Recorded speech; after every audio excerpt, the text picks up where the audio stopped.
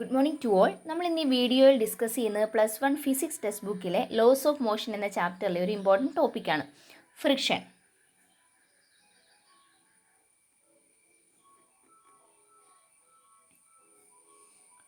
Friction നിങ്ങൾ already ചെറിയ ക്ലാസ്സുകളിൽ പഠിച്ചിട്ടുള്ളതാണ്. ഫ്രിക്ഷൻ എന്ന് പറയുന്നത് രണ്ട് ഒബ്ജക്റ്റുകൾ തമ്മിൽ കോണ്ടാക്റ്റിൽ വരുമ്പോൾ അനുഭവപ്പെടുന്ന ഫോഴ്സാണ് ഫ്രിക്ഷണൽ ഫോഴ്സ് എന്ന് പറയുന്നത്. So it's A contact force. ഇതൊരു കോണ്ടാക്റ്റ് ഫോഴ്സ് ആണെന്ന് നമുക്ക് പറയാൻ സാധിക്കും. ഇനി ഈ ഫ്രിക്ഷണൽ ഫോഴ്സിനെ രണ്ടായിട്ട് ഡിവൈഡ് ചെയ്യാം. ഒന്ന്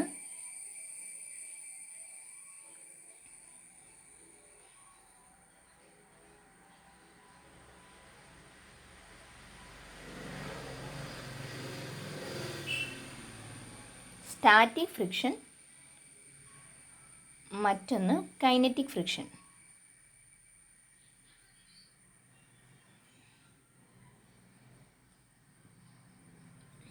കൈനറ്റിക് ഫ്രിക്ഷൻ എന്ന് വിളിക്കാം. അപ്പോൾ സ്റ്റാറ്റിക് ഫ്രിക്ഷനും കൈനറ്റിക് ഫ്രിക്ഷനും രണ്ടായിട്ട് പറയാൻ പറ്റും. നമുക്കിത് രണ്ടും ഓരോന്നും എന്താണെന്ന് നോക്കാം. അത് ആ പേരിനകത്ത് തന്നെയുണ്ട്. സ്റ്റാറ്റിക് ഫ്രിക്ഷൻ എന്ന് പറയുന്നത് എന്താണ്? Static means stationary. സോ റെസ്റ്റിലിരിക്കുമ്പോൾ അനുഭവപ്പെടുന്ന ഫ്രിക്ഷണൽ ഫോഴ്സാണ് സ്റ്റാറ്റിക് ഫ്രിക്ഷൻ എന്ന് പറയുന്നത്. അത് ഇവിടുത്തെ കേസിലപ്പം ഇത് റെസ്റ്റിലിരിക്കുന്ന ഒബ്ജക്റ്റിലാണ് സ്റ്റാറ്റിക് ഫ്രിക്ഷൻ അനുഭവപ്പെടുന്നത്. കൈനറ്റിക് ഫ്രിക്ഷൻ എന്ന് പറയുന്നത് മോഷനിലിരിക്കുന്ന മൂവ് ചെയ്യുന്ന ഒബ്ജക്റ്റിനിടയിലാണ് എന്തനുഭവപ്പെടുന്നത്? കൈനറ്റിക് ഫ്രിക്ഷൻ അനുഭവപ്പെടുന്നത്. ഒരു എക്സാമ്പിൾ വെച്ച് നമുക്കിത് നോക്കാം എങ്ങനെയാണെന്ന്. ഒരു സർഫസ്, ആ സർഫസിൽ ഞാനൊരു വുഡൻ ബ്ലോക്ക് വെച്ചിരിക്കുവാണെന്ന് കരുതുക. എന്നിട്ട് ഞാനതിനെ പതുക്കെ മുന്നോട്ട് മൂവ് ചെയ്യിക്കാനായിട്ട് നോക്കുന്നു. അപ്പോൾ ഇപ്പോൾ ഇവിടെ ഈ കേസിൽ ഇതാണ് ആ വുഡൻ ബ്ലോക്ക് എന്ന് കരുതുക. ഈ പേനയാണ് വുഡൻ ബ്ലോക്ക്. പതുക്കെ ഇവിടെ ഞാൻ ഫോഴ്സ് അപ്ലൈ ചെയ്യുന്നു. ഇവിടെ പതുക്കെ ഫോഴ്സ് അപ്ലൈ ചെയ്യുവാണ്. ആദ്യം ഞാൻ കുറച്ച് ഫോഴ്സ് കൊടുത്തു, പക്ഷേ ഇത് മൂവ് ചെയ്യുന്നില്ല. വീണ്ടും ഫോഴ്സ് കൊടുക്കുന്നു, മൂവ് ചെയ്യുന്നില്ല. പിന്നെ വീണ്ടും കൂടുതൽ ഫോഴ്സ് കൊടുക്കുന്നതനുസരിച്ച് ഇത് മൂവ് ചെയ്യുന്നു. അങ്ങനെ ഒരു സിറ്റുവേഷൻ ആണെന്ന് കരുതുക. അപ്പോൾ ഒരു വുഡൻ ബ്ലോക്ക് അതൊരു സർഫസിലിരിക്കുന്നു. നമ്മളിവിടെ നിന്ന് ഫോഴ്സ് അപ്ലൈ ചെയ്യുന്നു. ഞാൻ റൈറ്റ് സൈഡിലേക്കാണ് ഫോഴ്സ് അപ്ലൈ ചെയ്യുന്നതെന്ന് കരുതുക. ഈ ഡയറക്ഷനിൽ ഞാൻ ഫോഴ്സ് കൊടുക്കുന്നുണ്ട്. ആദ്യം ഞാനൊരു 2 ന്യൂട്ടൺ ഫോഴ്സ് കൊടുത്തു. ഇത് മൂവ് ചെയ്യുന്നില്ല എന്ന് പറഞ്ഞാൽ അതിനർത്ഥം എന്തായിരിക്കും? ഞാൻ ഫോഴ്സ് കൊടുത്തിട്ടും ഒബ്ജക്റ്റ് മൂവ് ചെയ്യുന്നില്ല എന്ന് പറയുമ്പോൾ നമ്മൾ കൊടുക്കുന്ന ഡയറക്ഷന് ഓപ്പോസിറ്റ് ഡയറക്ഷനിൽ ഒരു ഫോഴ്സ് അവിടെ അനുഭവപ്പെടുന്നുണ്ട്. ആ ഫോഴ്സ് കാരണം നമ്മൾ അപ്ലൈ ചെയ്യുന്ന ഫോഴ്സ് ക്യാൻസൽ ചെയ്ത് പോവുകയാണ് ചെയ്യുന്നത്. സോ ഓപ്പോസിറ്റ് ഡയറക്ഷനിലൊരു ഫോഴ്സ് അവിടെ കിട്ടുന്നുണ്ട്. ഇനി അത് ക്യാൻസൽ ചെയ്ത് പോകണമെന്നുണ്ടെങ്കിൽ എന്തായിരിക്കും? അതിൻ്റെ വാല്യൂ എത്രയായിരിക്കും? 2 ന്യൂട്ടൺ തന്നെ ആയിരിക്കും. അപ്പോൾ ഇവിടെ റെസ്റ്റിലാണ് ഇരിക്കുന്നത്, ഒബ്ജക്റ്റ് മൂവ് ചെയ്യാൻ തുടങ്ങിയിട്ടില്ല. അങ്ങനെയുള്ള കേസിനെ നമ്മൾ സ്റ്റാറ്റിക് ഫ്രിക്ഷൻ എന്ന് പറഞ്ഞു.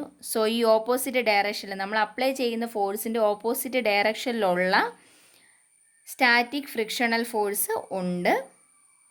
ആ സ്റ്റാറ്റിക് ഫ്രിക്ഷണൽ ഫോഴ്സിനെ FS എന്ന് മാർക്ക് ചെയ്യും. F എഴുതിയിട്ട് ഒരു സഫിക്സ് ആയിട്ട് S കൊടുക്കും, സ്റ്റാറ്റിക് എന്ന് കാണിക്കാനായിട്ട്.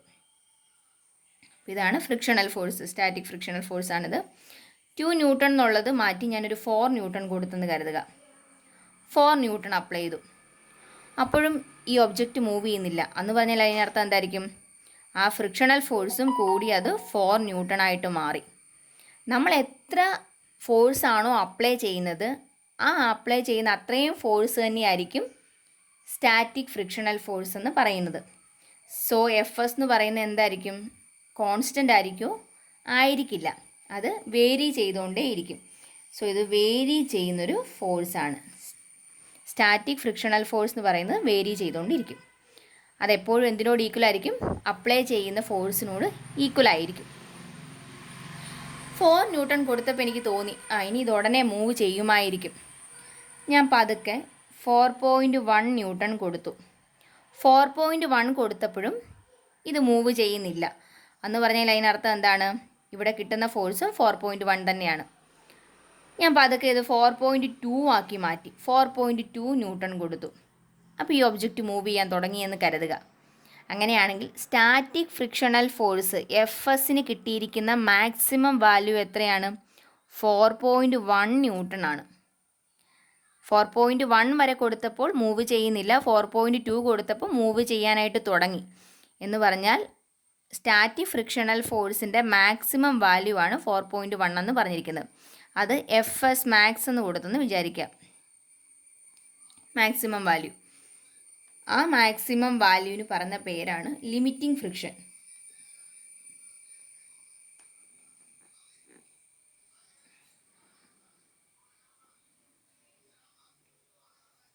ലിമിറ്റിംഗ് ഫ്രിക്ഷൻ എന്ന് പറഞ്ഞാൽ എന്താ? എഫ് എസ് മാക്സിമത്തിനെയാണ് ലിമിറ്റിംഗ് ഫ്രിക്ഷൻ എന്ന് വിളിക്കുന്നത്. അല്ലെങ്കിൽ ഡിനോട്ട് ചെയ്യുന്ന ലെറ്റർ എഫ് എൽ എന്ന് റെപ്രസെൻറ്റ് ചെയ്യാറുണ്ട്. ചില ടെക്സ്റ്റ് ബുക്കിലൊക്കെ എഫ് എസ് മാക്സ് തന്നെയാണ് കൊടുക്കുന്നത്. നമ്മുടെ NCERT ടെക്സ്റ്റ് ബുക്കിൽ എഫ് എസ് മാക്സ് ആണ് കിടക്കുന്നത്. അപ്പം എഫ് എസ് മാക്സ് അല്ലെങ്കിൽ എഫ് എൽ എന്ന് പറഞ്ഞാൽ എന്താണ്? ലിമിറ്റിംഗ് ഫ്രിക്ഷൻ ആണ്. അതായത് സ്റ്റാറ്റിക് ഫ്രിക്ഷണൽ ഫോഴ്സിൻ്റെ ഏറ്റവും മാക്സിമം വാല്യൂവിനെയാണ് ലിമിറ്റിംഗ് ഫ്രിക്ഷൻ എന്ന് പറയുന്നത്. മൂവ് ചെയ്യാൻ തുടങ്ങിക്കഴിഞ്ഞാൽ പിന്നെയുള്ള പ്രത്യേകത എന്തായിരിക്കും? നമ്മൾ അത്രയും ഫോഴ്സ് കൊടുക്കണ്ട. അതായത് മൂവ് ചെയ്യിപ്പിക്കാൻ വേണ്ടി നമ്മൾ എന്തുമാത്രം ഫോഴ്സ് അപ്ലൈ ചെയ്തോ അത്രയും ഫോഴ്സിൻ്റെ ആവശ്യമില്ല അത് മൂവ് ചെയ്ത് തുടങ്ങിക്കഴിഞ്ഞാൽ. എന്ന് പറഞ്ഞാൽ അതിനർത്ഥം എന്തായിരിക്കും? മൂവ് ചെയ്ത് തുടങ്ങിക്കഴിഞ്ഞാൽ ഫ്രിക്ഷണൽ ഫോഴ്സ് കുറഞ്ഞിരിക്കും.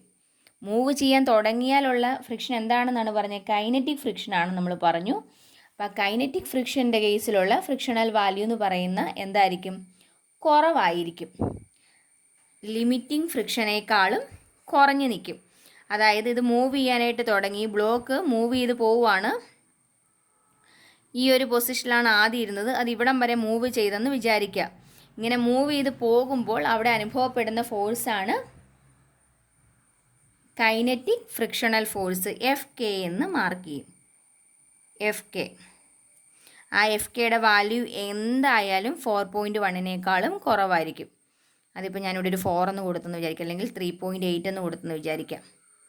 അതായത് എപ്പോഴും FK എന്ന് പറയുന്നത് FLനേക്കാളും കുറഞ്ഞായിരിക്കും നിൽക്കത്തുള്ളൂ. FK is always less than FL എന്ന് വിളിക്കാം. ഇനി നമുക്ക് നോക്കാം. അപ്പോൾ കൈനറ്റിക് ഫ്രിക്ഷൻ്റെ പ്രത്യേകത എന്താ? മൂവ് ചെയ്യുമ്പോഴാണെന്ന് പറഞ്ഞു.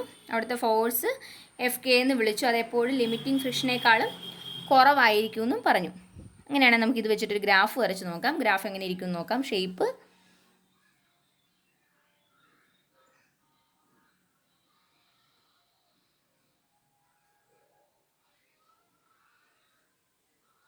നമ്മൾ അപ്ലൈ ചെയ്യുന്ന ഫോഴ്സാണ്. ഇത് ഫ്രിക്ഷണൽ ഫോഴ്സാണ്.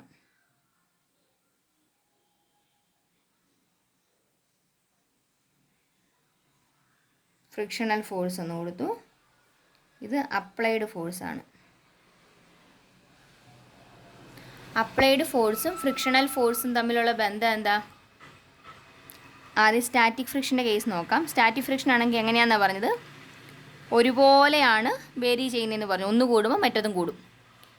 അതെത്ര അപ്ലൈ ചെയ്യുന്ന ഫോഴ്സിൻ്റെ വാല്യൂ എന്താണോ അത് തന്നെയായിരിക്കും സ്റ്റാറ്റിക് ഫ്രിക്ഷണൽ ഫോഴ്സിൻ്റെയും വാല്യൂ. രണ്ട് സെയിം ആയിട്ടാണ് നിൽക്കുന്നെങ്കിൽ ഗ്രാഫ് എങ്ങനെയായിരിക്കും? ലീനിയർ ആയിരിക്കും. ഗ്രാഫ് ലീനിയർ ആയിട്ട് വന്നു. ഇനി ലിമിറ്റിംഗ് ഫ്രിക്ഷൻ്റെ പ്രത്യേകത എന്താ? ഒരു മാക്സിമം വാല്യൂ വന്നു. ആ മാക്സിമം വാല്യൂവിനെയാണ് നമ്മൾ എന്തെന്ന് വിളിക്കുന്നത്? ലിമിറ്റിംഗ് ഫ്രിക്ഷൻ എന്ന് വിളിക്കുന്നത്. ഞാനിവിടെ FL എന്ന് മാർക്ക് ചെയ്തു. ലിമിറ്റിംഗ് സ്റ്റാറ്റിക് ഫ്രിക്ഷൻ അല്ലെങ്കിൽ ലിമിറ്റിംഗ് ഫ്രിക്ഷൻ എന്ന് വിളിച്ചു.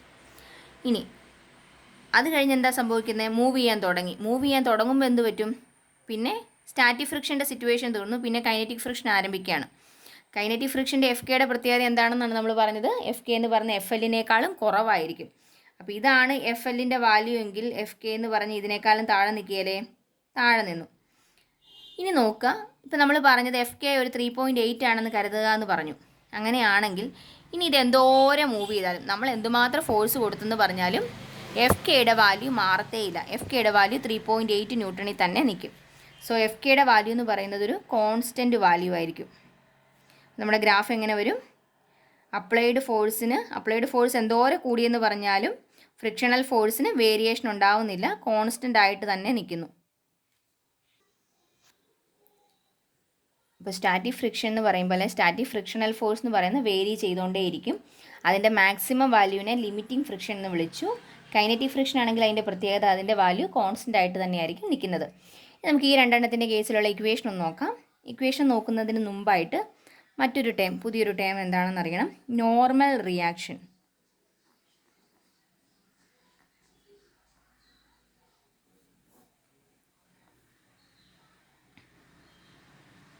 ഇപ്പോൾ ഇവിടെ ഒരു സർഫസ് ഉണ്ട്.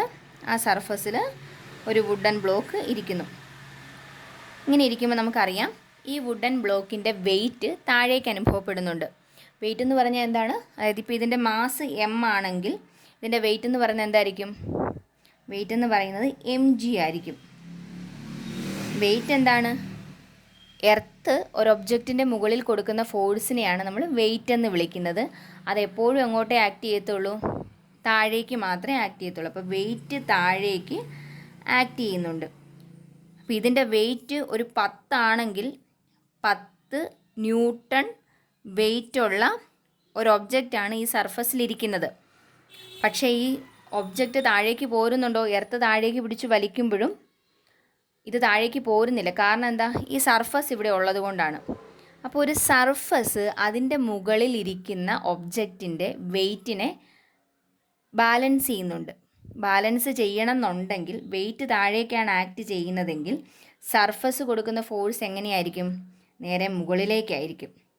അങ്ങനെ മുകളിലേക്ക് അനുഭവപ്പെടുന്ന ഫോഴ്സിനെയാണ് നോർമൽ റിയാക്ഷൻ എന്ന് വിളിക്കുന്നത്. എൻ ഉപയോഗിച്ചുകൊണ്ട് റെപ്രസെൻ്റ് ചെയ്യും. ഇനി നമുക്കിവിടെ നോക്കാം. നമ്മൾ പറഞ്ഞു വന്ന എന്തായിരുന്നു? ലിമിറ്റിംഗ് ഫ്രിക്ഷൻ എന്താണെന്ന് പറഞ്ഞിരുന്നു. കൈനറ്റിക് ഫ്രിക്ഷൻ എന്താണെന്ന് പറഞ്ഞു. ഈ ലിമിറ്റിംഗ് ഫ്രിക്ഷൻ ആയാലും കൈനറ്റിക് ഫ്രിക്ഷൻ ആയാലും അത് നോർമൽ റിയാക്ഷനോട് ഡയറക്റ്റ്ലി പ്രപ്പോർഷണൽ ആയിരിക്കും. നമുക്കിവിടെ എഴുതാം FL is proportional to normal reaction. Proportionality കടന്നാൽ അതൊരു ഇക്വേഷൻ അല്ല. ഇക്വേഷൻ ആക്കണം എന്നുണ്ടെങ്കിൽ ഒരു കോൺസ്റ്റൻറ്റ് ഉപയോഗിച്ച് മൾട്ടിപ്ലൈ ചെയ്യണം. So FL is equal to mu S into N എന്ന് എഴുതി.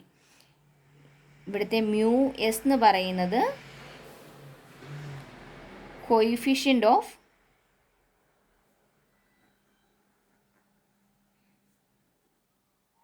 സ്റ്റാറ്റിക് ഫ്രിക്ഷനാണ്.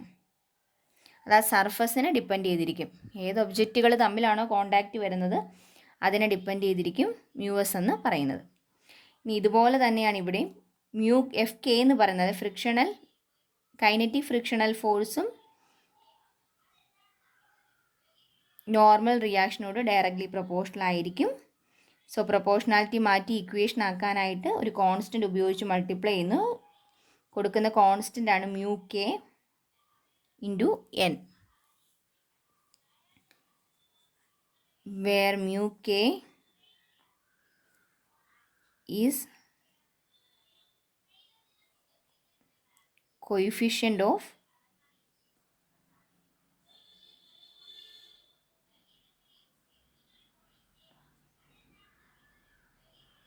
Kinetic friction.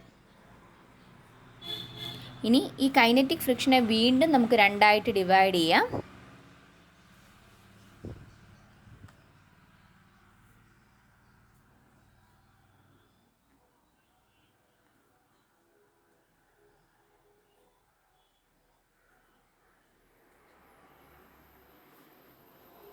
രണ്ട് തരത്തിലുള്ള മൂവ്മെൻറ്റ്, ഒന്ന് സ്ലൈഡിങ്ങും ഒന്ന് റോളിങ്ങും. സ്ലൈഡിങ് ഫ്രിക്ഷനും